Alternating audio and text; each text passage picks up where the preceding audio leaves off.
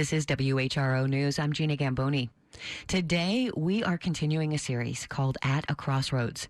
Coastal Virginia experiences the fastest rate of sea level rise on the eastern seaboard, and that's only expected to accelerate. WHRO's Sam Turkin has been speaking with people about their experiences living in the most flood-prone areas in our region. He brings us this audio postcard from two families, including one that's already rebuilt their home after a devastating flood. My name is Margaret Buxton, and this is my husband, Bobby Buxton, and we live at Dinwiddie Street, Portsmouth, Virginia. We've been here for about 30-some years? 38.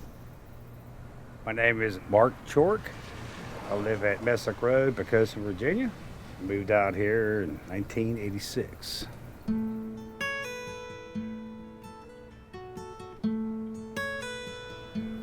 Our house is located right on the Elizabeth River. We have a fantastic view to the water. Our grandchildren now come over and they play outside. We love the convenience to downtown and to the interstate, and we love the people in the area. It's a fisherman town. You go up to the end of Messick Point. You got the wooden boats. You become friends with all your neighbors. Everybody knows everybody. People older kind of enjoy walking in the fall, the leaves changing and the scenery and all that kind of stuff. All around it's all marshland. So we're all surrounded by water. You can see it's a quiet place.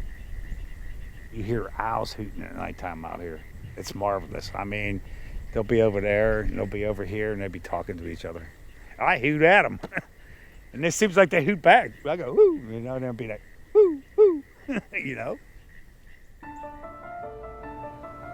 All the stuff that makes up a good lifestyle was here until the flooding seemed to have come and decided to destroy the whole picture. This will flood back here. It just all backs up and comes in. So you live out here, it's like you really watch the weather, you watch the tides. It backs up in the street. It appears as though that this is the lowest part of the city, and all the water drains faster than it can go down. So that's causing the backup.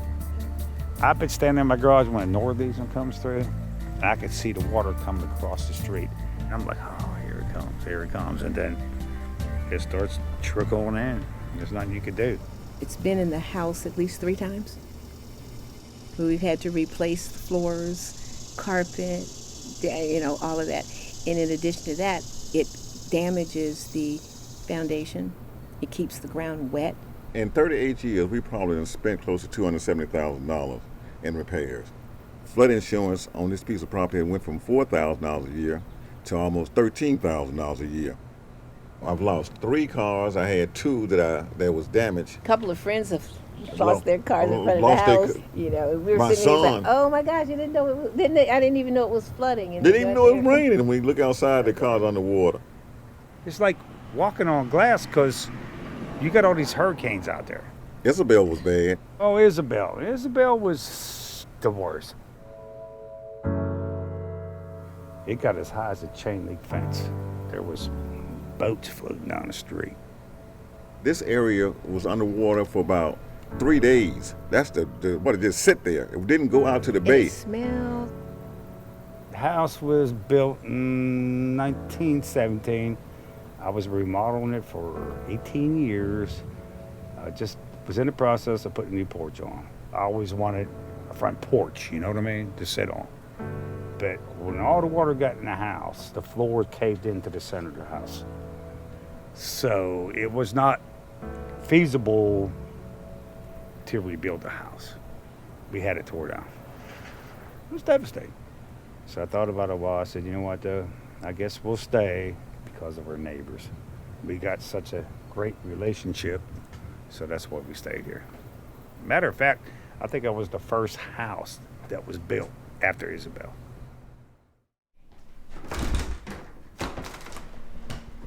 This is all part of the same issue. The walls are cracking. You see that crack right there? That separates the wall from the structure of the house.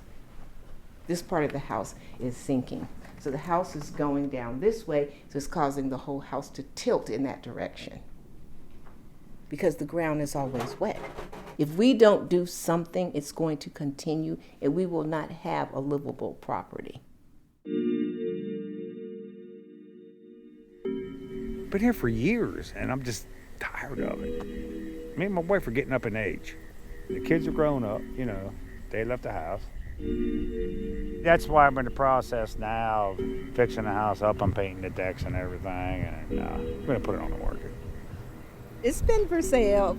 But then, the asking price that we asked for, nobody wanted to pay it. And then we would get offers that would say, okay, we'll pay that, but then we need you to fix this, fix that. So if we're going to fix all that, we might as well stay here.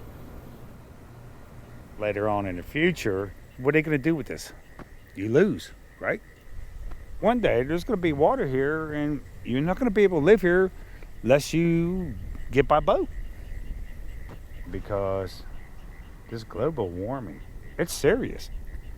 So that's why I'm looking to move on, get out of here. Our first option would be repair and stay longer. Rebuild. And enjoy the leisure of what we have around here. The city just needs to let us know what direction they're moving in. 20 years from now, hopefully they have put in enough pipes and pumping stations to circumvent that water to go out to the river and not come down the streets.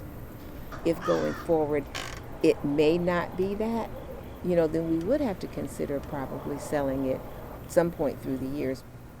I did raise my family here. It's going to be hard. I'm going to miss it, but I'm not going to regret it. I'm a comedian for my family, so I got to give you this, and you're going to enjoy hearing this. I used to hear people at church say, well, Jesus walked on water, which is powerful. And you know what I say? What you said? Jesus, just let me wade through it.